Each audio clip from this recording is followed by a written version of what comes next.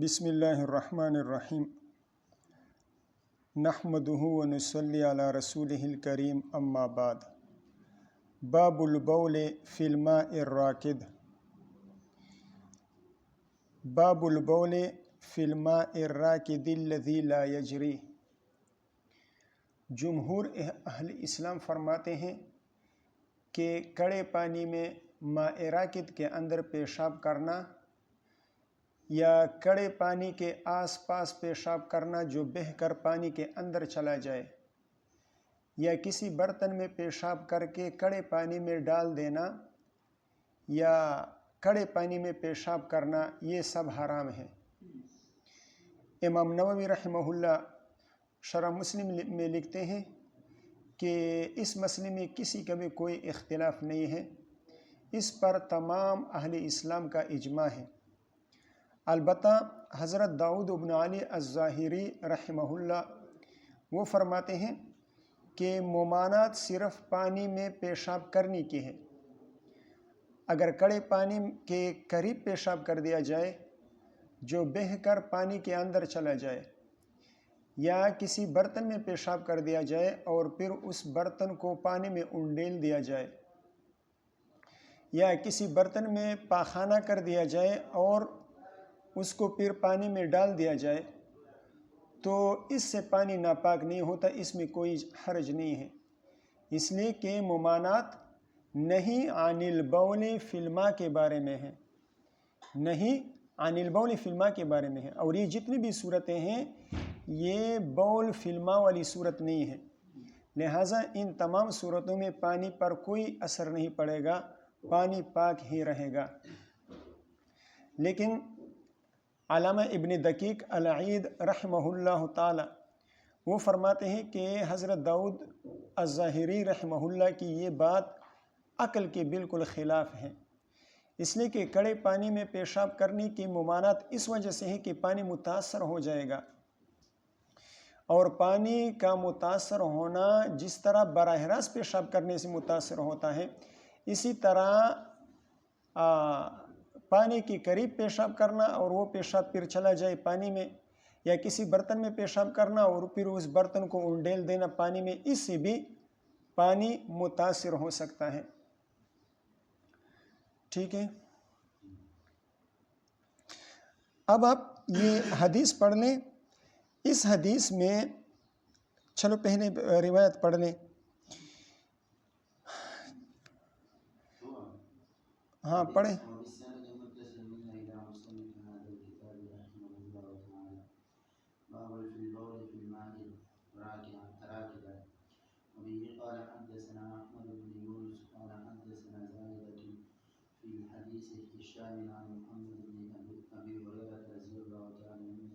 عن ابی ہریرہ، عن محمد ابن ابی ہریرہ کہاں سے آ گیا؟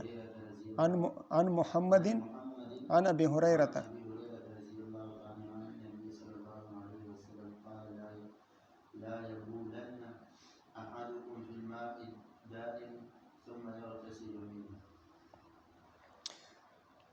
بسند المتصل منا الى الامام ابی داود رحمہ اللہ تعالی انہ قال حدثنا احمد بن یونس قال حدثنا زائدۃ فی حدیث ہشام۔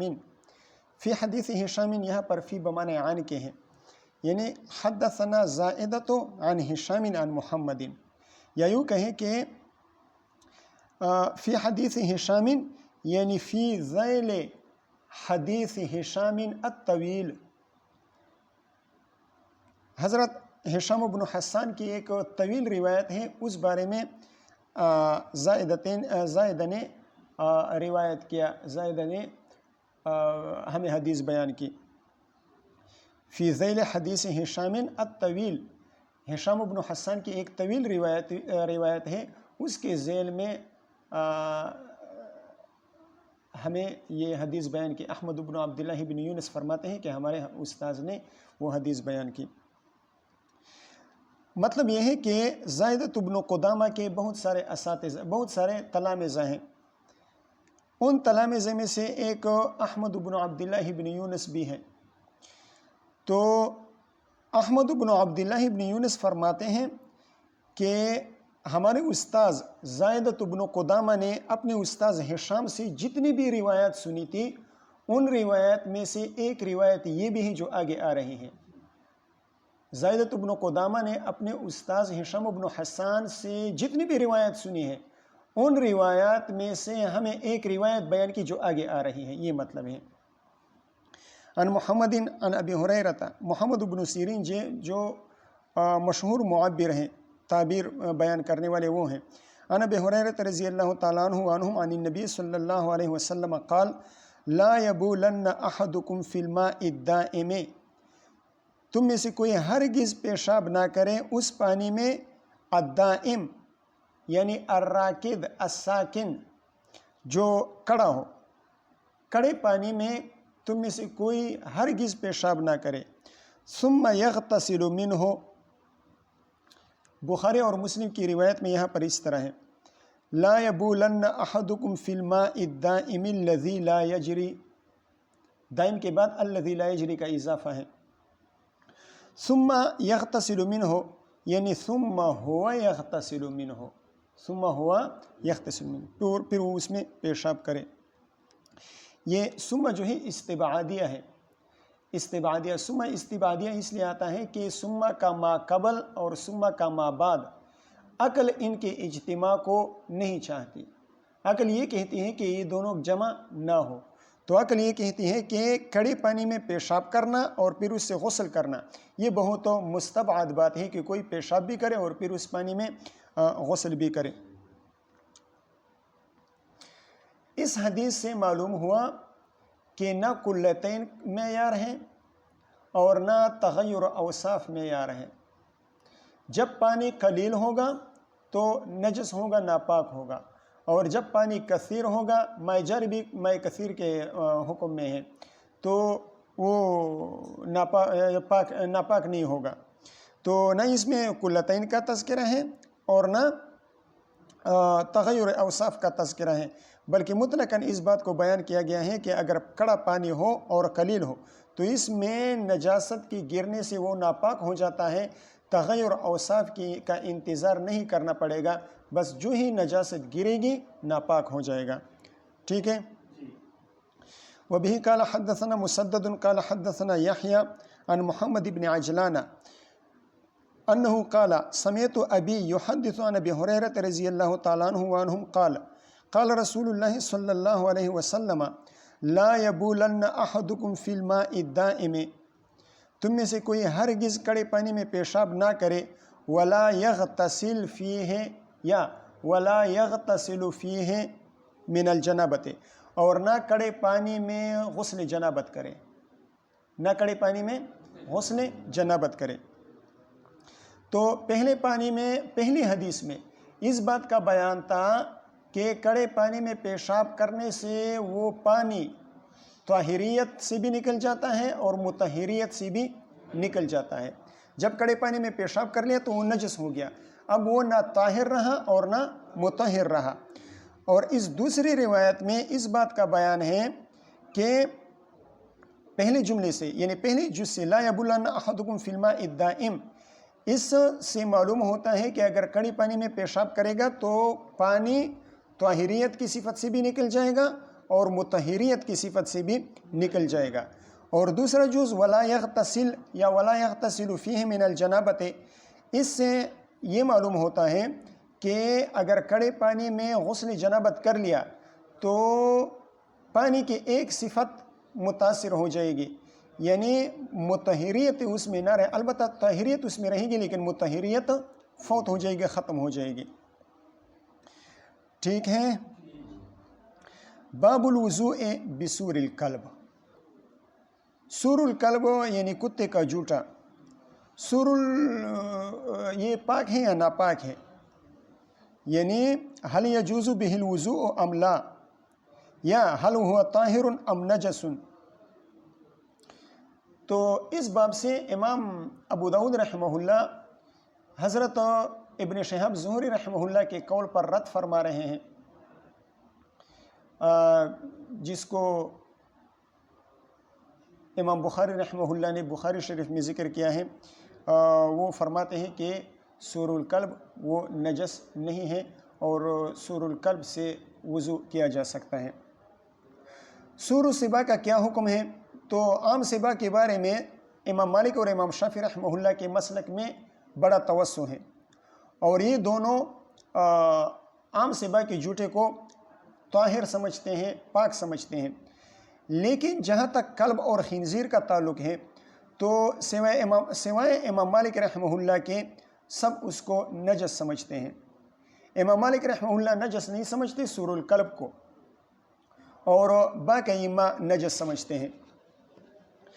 اب اگر کسی کتے نے کسی برتن میں منہ ڈالا تو اس کا کیا حکم ہے؟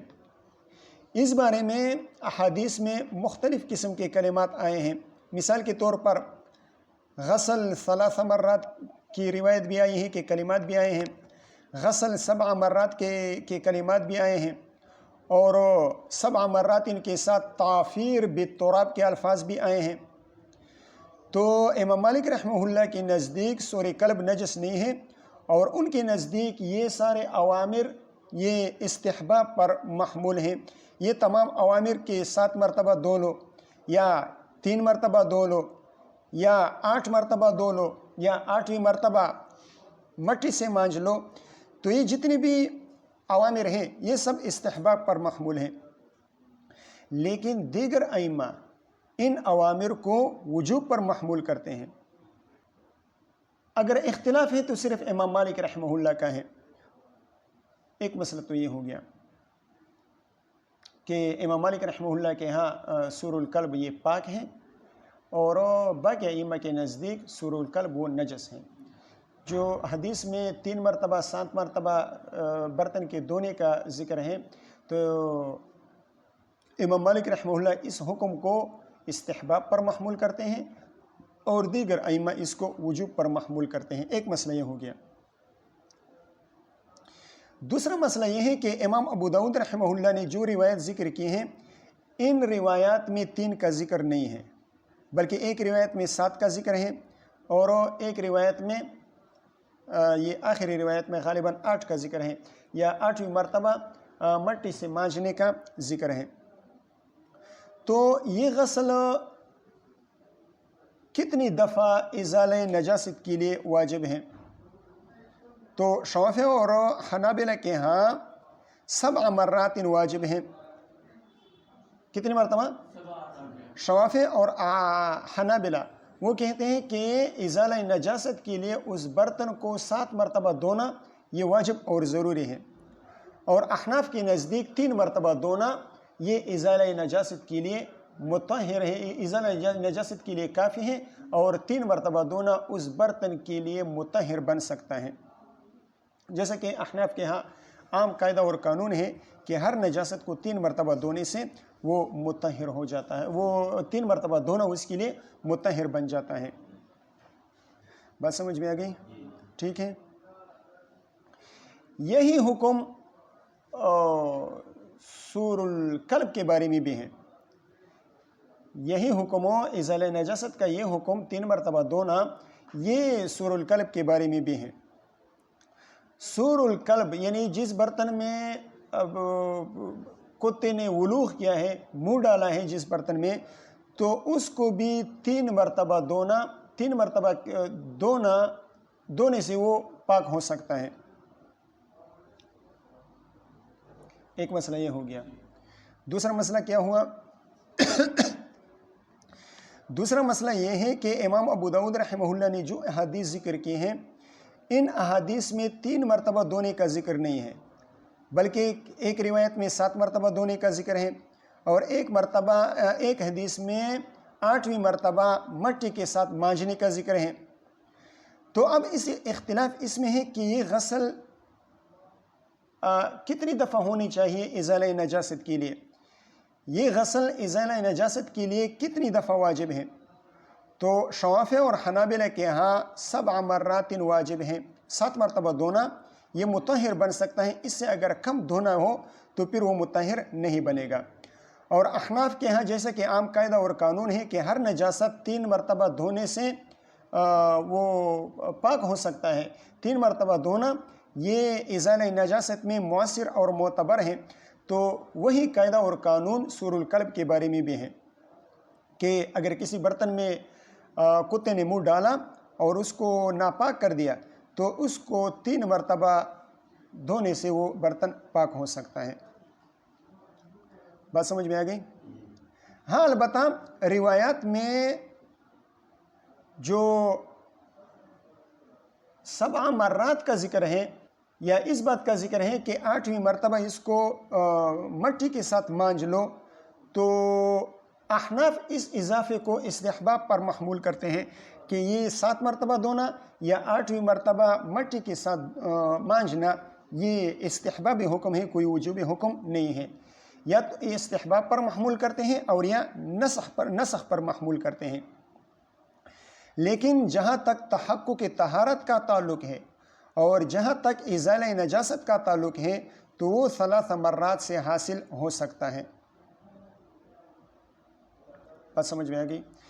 جیسے کہ میں نے عرض کیا یہاں پر روایات میں 3 مرات سے زیادہ یعنی 7 مرات کا ذکر ہے، تو احناف کہتے ہیں کہ جس طرح یہاں حضرت ابو ہریرہ رضی اللہ تعالیٰ عنہ کی روایت میں 7 مرات کا ذکر ہے، اسی طرح حضرت ابن علی رحمہ اللہ نے اپنی ایک کتاب الکامل میں حضرت ابو ہریرہ رضی اللہ تعالیٰ عنہ کی ایک روایت نقل کی ہے، اس میں 3 مرات کا ذکر صاف طور پر موجود ہے۔ اسی طرح امام دارقطنی رحمہ اللہ نے حضرت ابو ہریرہ اور دیگر حضرات کے فتووں کو نقل کیا ہے، تو وہاں پر حضرت ابو ہریرہ رضی اللہ تعالیٰ عنہ کے فتوے میں یہ بات ہے کہ ولوغ قلب کی صورت میں غسل 3 مرات حصول طہارت کے لیے کافی ہے۔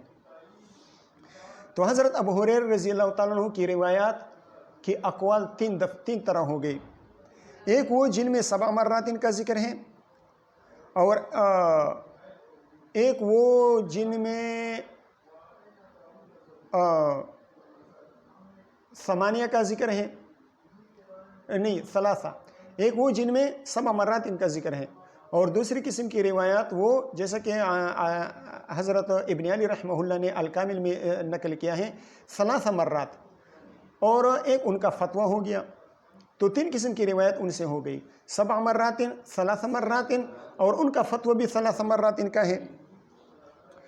تو اور یہ اصول حدیث کا قاعدہ ہے کہ اگر کسی راوی کا فتویٰ اس کی روایت کے خلاف آ جائے تو وہ فتویٰ اس روایت کی منسوخیت پر دلالت کرتا ہے کہ وہ روایت کیا ہے، وہ منسوخ ہے، اس روایت کی منسوخ ہونے کی علامت ہوتی ہے۔ لہٰذا 3 مرات سے زیادہ کو نسخ سمجھا جائے گا، نسخ پر محمول کیا جائے گا، اور یہ کہا جائے گا کہ ابتدا میں تو حکم 7 مرات کا تھا، لیکن پھر یہ حکم منسوخ ہوا اور 3 مرات کا حکم آ گیا، اور حالات بھی اس بات کا تقاضا کرتے ہیں کہ یہ حکم منسوخ ہو، اس لیے کہ سور القلب کے باب میں یا یوں کہیں کہ قلب کے باب میں ابتدا میں بڑی سختی تھی، تشدید سے کام لیا گیا تھا، کتوں کے معاملے میں تشدید اور سختی سے کام لیا گیا تھا، لیکن بعد میں پھر نرمی اور تخفیف آ گئی تھی۔ تو کلاب کے معاملہ میں جس طرح تشدید سے تخفیف کی طرف بات منتقل ہوئے ہیں، لہٰذا شروع میں 7 مرات کا حکم تھا کہ ولوغ القلب کی صورت میں برتن کو دھو لیا جائے 7 مرات، پھر یہ تشدید اور یہ 7 مرات کا حکم کس لیے تھا؟ یہ اس لیے تھا کہ لوگوں کتوں سے متنفر ہو جائے اور لوگوں کے دل میں کتوں کے بارے میں بیزاری پیدا ہو جائے۔ پھر جب لوگ متنفر ہو گئے کتوں سے اور ان کے دلوں میں کتوں کے بارے میں بیزاری پیدا ہو گئی، تو یہ تشدید والا حکم تخفیف اور نرمی کی طرف آ گیا، اور پھر حضور صلی اللہ علیہ وسلم نے فرمایا ما لہم ولہا، پھر 3 مرات کا حکم آ گیا، تخفیف پر عمل کر دیا گیا کہ 3 مرتبہ دھونے کے ساتھ بھی پاک ہو سکتا ہے۔ اور دیکھیں امام طحاوی رحمہ اللہ نے قیاس بھی ذکر کیا ہے، قیاس بھی اس بات کا تقاضا کرتا ہے کہ جیسا کہ عام نجاسات ہیں، مثال کے طور پر عاذر الناس ہیں، لوگوں کے پاخانے ہیں یا خود کتے کا پاخانہ ہے، تو وہ کتنی مرتبہ سے پاک ہو سکتا ہے، پاک ہو سکتا ہے؟ 3 مرتبہ سے پاک ہو سکتا ہے نا۔ تو ولوغ القلب یہ کتے کا جو لعاب ہے وہ انسانی پاخانے سے زیادہ نجس تو نہیں ہے، وہ کتے کے اپنے پاخانے سے زیادہ نجس تو نہیں ہے. تو جب انسانی نجاست اور غلاظات وہ 3 مرتبہ دھونے سے پاک ہو سکتے ہیں، جب کتے کی نجاست اور غلاظت وہ 3 مرتبہ سے پاک ہو سکتے ہیں، تو کتے کا جوتا 3 مرتبہ دھونے سے پاک اور صاف کیوں نہیں ہو سکتا؟ ٹھیک ہے. روایت میں 8ویں مرتبہ یا یوں کہیں کہ 7 مرتبہ دھو لو، اولاہن بالتراب، 7 میں سے 1 مرتبہ، پہلی مرتبہ مٹی کے ساتھ مانجنا. تو یہ مٹی کے ساتھ مانجنے کا حکم کیوں دیا گیا ہے؟ تو اس بارے میں حضرت حکیم الامت رحمہ اللہ نے کچھ لکھا ہے. ان کا ایک چھوٹا سا رسالہ ہے، شہادت الاقوام علی صداقت الاسلام، چھوٹا سا رسالہ ہے. اس رسالے میں انہوں نے غیر مسلموں کے جو بڑے بڑے اسکالر ہیں، جو بڑے بڑے ماہرین ہیں، ان کے مقالے جمع کیے ہیں. ان مقالوں میں سے ایک مقالہ ایک جرمن اسکالر کا ہے. تو اس جرمن اسکالر کا مقالہ بھی انہوں نے اپنی ایک رسالے میں نقل کیا ہے. وہ جرمن اسکالر کہتے ہیں کہ مجھے جب اس بارے میں پتہ چلا کہ مسلمانوں کے پیغمبر نے یہ حکم دیا ہے مسلمانوں کو، تو میں نے سوچا کہ اس پر ریسرچ کرنا چاہیے، اس کا تجزیہ کرنا چاہیے، اس پر تحقیق کرنی چاہیے کہ مٹی سے مانجنے کا حکم پیغمبر علیہ السلام نے کیوں دیا ہے. تو کہتے ہیں کہ میں نے یہ سوچا کہ کتے کے لعاب میں کیا سمیت ہے. تو کہتے ہیں کہ میں نے کتے کے لعاب میں جو جراثیم پائے جاتے ہیں وہ میں نے جمع کیے، پھر یعنی کتے کے لعاب کو جمع کیا، پھر اس کا تجزیہ کیا لیبارٹری میں. تو مجھے اس میں جراثیم نظر آ گئے، ایک قسم کی میں نے ان جراثیم کو جمع کیا. پھر میں نے مٹی کے اجزاء کا تجزیہ کیا. تو مٹی کے اجزاء میں مجھے ایک جز نظر آ گیا جس کو نوشادر کہا جاتا ہے. تو میں نے نوشادر کا عمل اس کتے کے لعاب میں جو جراثیم تھے اس پر میں نے اس نوشادر کا عمل کیا. تو نوشادر نے جراثیم قلب کو بالکل ختم کر دیا. نوشادر جو مٹی میں پایا جاتا تھا اس کا عمل کیا میں نے کس پر؟ جراثیم قلب پر. تو اس نوشادر نے جراثیم قلب کو بالکل ختم کر دیا. تو میں اس بات کا قائل ہو گیا کہ واقعی یہ بڑے ہی اعلیٰ پیغمبر ہیں، بڑے ہی سچے پیغمبر ہیں. تو حضور صلی اللہ علیہ وسلم نے یہ جو حکم دیا ہے وہ کوئی فضول قسم کا حکم نہیں ہے، بلکہ بڑا معنی خیز حکم ہے کہ نوشادر تو ہر کسی کو دستیاب نہیں ہو سکتا نا، اور مٹی تو ہر کسی کو دستیاب ہو سکتا ہے. تو کتے کے جراثیم کا علاج اس مٹی میں پائے جانے والے نوشادر سے کیا جا سکتا ہے. مٹی سے مانج لیا، بس نوشادر کے ساتھ جراثیم کا ازالہ ہو گیا. اس کو کہتے ہیں الفضل ما شہدت بہ الاعداء. غیر مسلموں نے گواہی دی حضور صلی اللہ علیہ وسلم کی صداقت کا. اب روایت پڑھتے ہیں. وبه قال حدثنا احمد بن يونس قال حدثنا زائدة في حديث هشام عن محمد عن ابي هريره رضي الله تعالى عنه وعنهم عن النبي صلى الله عليه وسلم قال طهور اناء احدكم اذا ولغ فيه الكلب ان يغسل 7 مرات. تم میں سے کسی ایک کے برتن کی پاکی جب اس میں کتا منہ ڈالے. ولوغ کس کے کہتے ہیں؟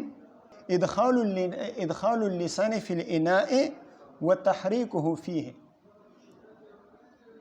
زبان کو برتن میں داخل کرنا اور پھر زبان کو اس برتن میں حرکت دینا، اس کو کہتے ہیں ولوغ. یہ جانوروں میں ہوتا ہے اور طیور میں یعنی جو اڑنے والی مخلوقات ہیں اس میں صرف مکی میں ہوتا ہے. مکی بھی اسی طرح کرتا ہے کہ کسی چیز میں منہ ڈال دیتی ہے اور پھر اس میں زبان کو اس میں برتن میں حرکت دیتی ہیں اور اس طرح وہ چیز پیتی ہیں. باقی طیور میں کسی اور میں یہ خصوصیت نہیں ہے، یہ صلاحیت نہیں ہے ولوغ والی، صرف مکی میں ہے. تو حضور صلی اللہ علیہ وسلم فرماتے ہیں کہ جب تم میں سے کسی برتن میں کتا منہ ڈال لے تو اس کی پاکی کا طریقہ یہ ہے ایغسل 7 مرات کہ اس کو 7 مرتبہ دھو لیا جائے، اولاہن بالتراب، ان 7 میں سے پہلی مرتبہ مٹی سے دھو لیا جائے۔ قال ابو داود وکذالک قال ایوب وحبیب بن شہید عن محمد۔ امام ابو داود رحمہ اللہ فرماتے ہیں کہ جس طرح ہشام بن حسان رحمہ اللہ نے یہ حدیث محمد بن سیرین سے روایت کی ہے، اسی طرح ایوب سختیانی اور حبیب بن شہید رحمہ اللہ نے بھی یہ حدیث محمد بن سیرین سے روایت کی ہے، جیسے کہ ایوب سختیانی رحمہ اللہ کی روایت آگے آ بھی رہی ہے، لیکن اس روایت میں اور اس روایت میں فرق ہے جو بعد میں آ جائے گا۔ وبه قال حدثنا مسدد قال حدثنا المعتمر بن سليمان قال وحدثنا محمد بن عبيد قال حدثنا حماد بن زيد جميعا عن ایوب۔ معتمر بن سلیمان اور حماد بن زید یہ دونوں روایت کرتے ہیں عن ایوب سختیانی رحمہ اللہ سے، عن محمد عن ابی ہریرہ رضی اللہ تعالیٰ عنہ بمعنہ ہو۔ ہشام بن حسان رحمہ اللہ کی حدیث کا معنی انہوں نے ذکر کیا، معنی اور مفہوم ذکر کیا، الفاظ تو جدا جدا ہیں لیکن معنی اور مفہوم وہی ہے، لیکن ولم یرفعہ، مرفوع نہیں کیا ہے، موقوف بیان کیا ہے حضرت ابو ہریرہ رضی اللہ تعالیٰ عنہ پر۔ ایک تو یہ فرق ہو گیا۔ دوسرا وزاد وَإِذَا وَلَغَ الْحِرُّ غُسِلَ مَرَّةً، اور جب ولوغ کریں ہرہ یعنی بلی تو اس کو ایک مرتبہ دھونا، غُسِلَ الْإِنَاءُ مَرَّةً، تو برتن کو، کس برتن کو؟ الْإِنَاءُ الَّذِي وَلَغَ فِيهِ الْحِرُّ، جس برتن میں بلی نے ولوغ کیا ہے اس کو کتنی مرتبہ دھویا جائے گا؟ ایک مرتبہ۔ 3 کہاں سے آ گیا؟ کتاب کی طرف دیکھو گے پھر پتہ چلے گا کیا ہے کتاب میں، 3 ہے یا 1 ہے؟ مرتن ہے، مرتن کسے کہتے ہیں؟ ایک مرتبہ کو۔ اچھا، وَإِذَا وَلَغَ الْحِرُّ غُسِلَ الْإِنَاءُ الَّذِي وَلَغَ فِيهِ مَرَّةً، مرہ کسے کہتے ہیں؟ وَإِذَا وَلَغَ الْحِرُّ غُسِلَ الْإِنَاءُ الَّذِي وَلَغَ فِيهِ مَرَّةً، جب بلی ولوغ کر لے تو جس برتن میں ولوغ کیا ہے اس کو دھویا جائے گا ایک مرتبہ۔ تو ہشام بن حسان رحمہ اللہ کی روایت میں یہ زیادتی نہیں تھی ہرہ والی، اور ایوب سختیانی رحمہ اللہ کی روایت میں یہ زیادتی موجود ہے، لیکن امام طحاوی رحمہ اللہ نے، یہ تو موقوف ہو گئی نا یہ روایت، ایوب سختیانی رحمہ اللہ کی روایت کیا ہو گئی؟ موقوف ہو گئی، لیکن امام طحاوی رحمہ اللہ نے ایوب سختیانی رحمہ اللہ کی یہی روایت مرفوعاً ذکر کی ہے، اور اس میں یہ زیادتی نہیں ہے، یہ ہرہ والی وَإِذَا وَلَغَ الْحِرُّ غُسِلَ مَرَّةً یہ زیادتی اس میں موجود نہیں ہے۔ وَبِهِ قَالَ حَدَّثَنَا مُوسَى بْنُ إِسْمَاعِيلَ قَالَ حدثنا کیا ہے؟ ابان العطار۔ وبه قال حدثنا موسى بن إسماعيل قال حدثنا ابان العطار قال حدثنا قتادة ان محمد بن سیرین حدثه عن ابی ہریرہ رضی اللہ تعالیٰ عنہ ان النبی صلی اللہ علیہ وسلم قال، حضور صلی اللہ علیہ وسلم نے فرمایا اذا ولغ الکلب فی الاناء فاغسلہ 7 مرات، جب کوئی کتا کسی برتن میں منہ ڈالے فاغسلہ 7 مرات، فاغسلوا الاناء، برتن کو 7 مرتبہ دھو لو، السابعۃ بالتراب، 7ویں مرتبہ مٹی سے دھو لو۔ قال ابو داود واما ابو صالح وابو رزین والآرج وثابت الاحنف وحمام بن منبہ وابو السدی عبد الرحمن رواو هذا الحدیث، رواو یعنی رواو هذا الحدیث عن ابی ہریرہ ولم یذکر التراب۔ محمد بن سیرین، قتادہ بن دعامہ رحمہ اللہ نے یہاں پر السابعۃ بالتراب کے الفاظ ذکر کیے ہیں، لیکن امام ابو داود رحمہ اللہ فرماتے ہیں کہ جتنے بھی باقی حضرات ہیں ابو صالح سے لے کر عبد الرحمن تک، انہوں نے تراب کا تذکرہ نہیں کیا ہے۔ وبه قال حدثنا احمد بن محمد بن حنبل قال حدثنا يحيى بن سعيد عن شعبة قال حدثنا ابو التياح عن مطرف عن ابن مغفل رضی اللہ تعالیٰ عنہ ان رسول اللہ صلی اللہ علیہ وسلم امر بقتل الکلاب، حضور صلی اللہ علیہ وسلم نے کتوں کے قتل کا حکم دیا. یہ قتل کا حکم کیوں دیا تھا؟ دو وجوہات کی بنا پر. یا تو اس وجہ سے دیا تھا کہ کتا نجس ہے تو نجاست کی وجہ سے قتل کا حکم دیا تھا، یا اس وجہ سے حکم دیا تھا کہ یہ مانع بنتے ہیں دخول ملائکہ فی البیت سے. ملائکہ گھر میں داخل نہیں ہوتے، فرشتے رحمت کے فرشتے گھر میں داخل نہیں ہوتے، رحمت کے فرشتوں کے لیے دخول فی البیت سے مانع بنتے ہیں. اس وجہ سے ان کتوں کے قتل کرنے کا حکم دیا. لیکن بعد میں کیا ہوا؟ ثم قال، پھر بعد میں حضور صلی اللہ علیہ وسلم نے فرمایا ما لہم ما للناس وللکلاب، کتوں کا اور انسانوں کا آپس میں کیا تعلق ہے؟ یعنی لما یتعرضون لقتلها، لوگ ان کتوں کو کیوں قتل کرتے ہیں؟ یعنی قتل سے ممانعت ہیں، اس کو پالنے سے قتل سے ممانعت ہیں، پالنے کی اجازت اس سے ثابت نہیں ہوتی. قتل سے ممانعت ہے، پالنے کی اجازت اس سے ثابت نہیں ہوتی کہ اب حضور صلی اللہ علیہ وسلم نے کتے پالنے کی اجازت دی. نہیں، کتے پالنے کی اجازت نہیں دی. اس وجہ سے یہ خاص قسم کے 3 کتوں یا 2 کتوں کا استثناء فرما رہے ہیں. اگر کتوں کے پالنے کی اجازت ہوتی تو اس استثناء کی ضرورت نہ ہوتی. فرخص فی کلب الصید و فی کلب الغنم، پس حضور صلی اللہ علیہ وسلم نے 2 قسم کے کتوں کا پالنے کی اجازت دے دی، شکاری کتے کی اور ریوڑ کی حفاظت کے لیے جو کتا ہوتا ہے. اور ایک تیسرا کتا بھی ہے. وہ کون سا کتا ہے؟ فصل کی حفاظت کے لیے پالا گیا ہو تو اس کتے کے پالنے کی اجازت دے دی حضور صلی اللہ علیہ وسلم نے. وقال، اور حضور صلی اللہ علیہ وسلم نے فرمایا اذا ولغ الکلب فی الاناء، جب کوئی کتا ولوغ کر لے برتن میں، یعنی برتن میں منہ ڈالے، فاغسلوہ 7 مرات، تو اس کو دھو لو. کتنی مرتبہ؟ 7 مرتبہ دھو لو. والثامنۃ عفروہ بالتراب، اور 8ویں مرتبہ اس کو خاک آلود کر دو. 8ویں مرتبہ خاک آلود کر دو مٹی کے ساتھ، یا یوں کہیں کہ 8ویں مرتبہ مانج لو مٹی کے ساتھ. قال ابو داود، امام ابو داود رحمہ اللہ فرماتے ہیں وہکذا قال ابن المغفل. پتہ نہیں اس جملے کا کیا مطلب ہے. ہکذا قال ابن المغفل، اس کا کیا مطلب ہے؟ کچھ سمجھ میں نہیں آتا. لیکن بعض علماء کرام فرماتے ہیں کہ کسی روایت میں ابن مغفل آیا ہے الف لام کے بغیر، ابن مغفل. جیسے کہ اس روایت میں آپ نے کیا پڑھا؟ عن مطرف عن ابن مغفل، بغیر الف لام کے آیا ہے. اور یہاں پر امام ابو داؤد رحمہ اللہ فرماتے ہیں کہ ابن المغفل الف لام کے ساتھ. واللہ عالم کیا مطلب ہے. شارحین نے بھی کچھ اس بارے میں مجھے نظر نہیں آیا کہ کسی نے کچھ کہا ہو. ٹھیک ہے، آپ کا سبق پورا ہو گیا، کچھ باتیں رہ گئی. امام مالک رحمہ اللہ انہوں نے کہا تھا کہ سور الکلب کیا ہے؟ پاک ہے. تو پھر یہ دھونے کا حکم کیوں دیا گیا ہے؟ تو اس بارے میں وہ فرماتے ہیں کہ یہ امر تعبدی ہے. یہ 3 مرتبہ دھونا یا 7 مرتبہ دھونا، اور 7 مرتبہ میں سے پہلی مرتبہ مٹی کے ساتھ مانجنا، یا 7 مرتبہ دھونا اور 8ویں مرتبہ مٹی کے ساتھ مانجنا، یہ حکم جو دیا گیا ہے یہ امر تعبدی ہے. یعنی یہ حکم اس لیے نہیں دیا گیا ہے کہ یہ برتن ناپاک ہے اب اس طرح پاک کر لو، نہیں.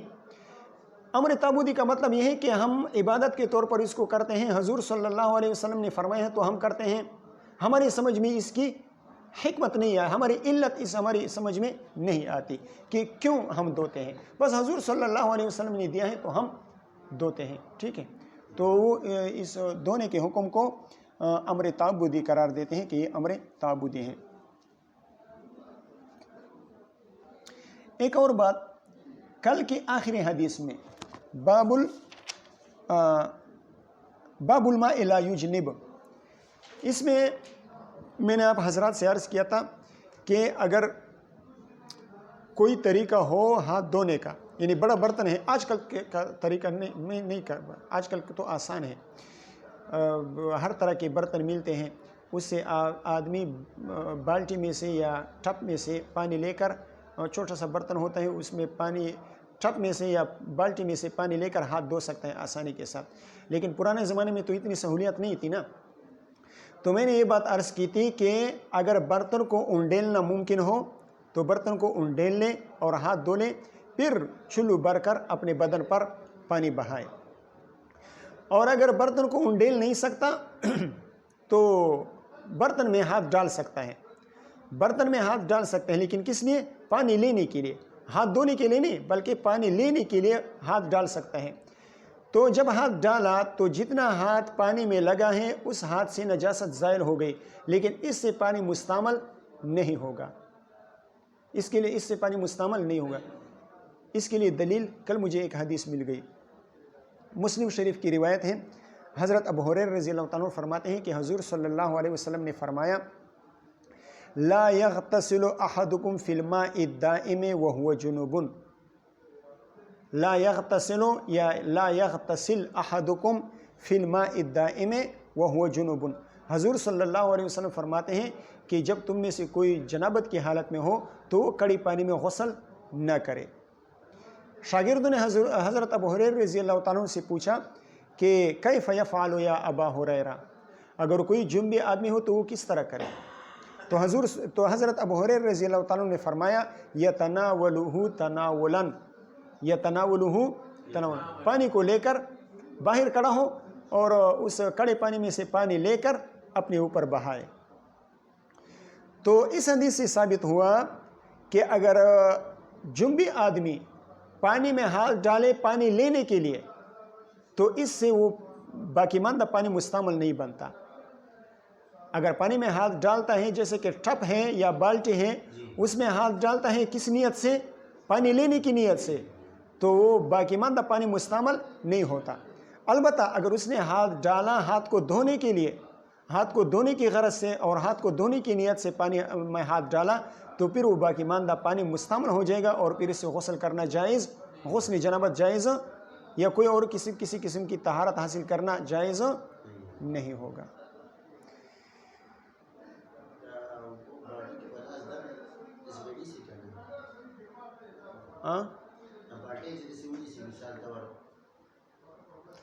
دا بالٹی دا کنه داسې به لاس ور ډوب کې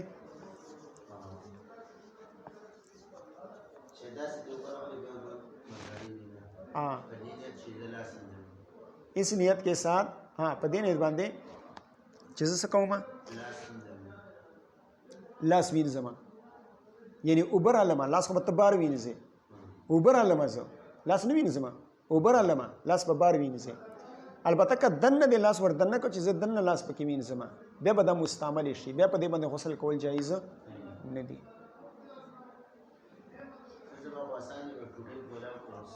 او که نه نه ځکه ما ته ویلې چې دا پخوا زمانې والا خبره ده. بله دا خبره چې انسان غسل کوي که نه بالټۍ ډکه وي نو غسل کوي، د غسل والې قطرې بالټۍ کې وغورځېږي، د دې څه حکم دی؟ دې سره اوبه ناپاکېږي که نه؟ نه ناپاکېږي. کافی ہے؟ چلو.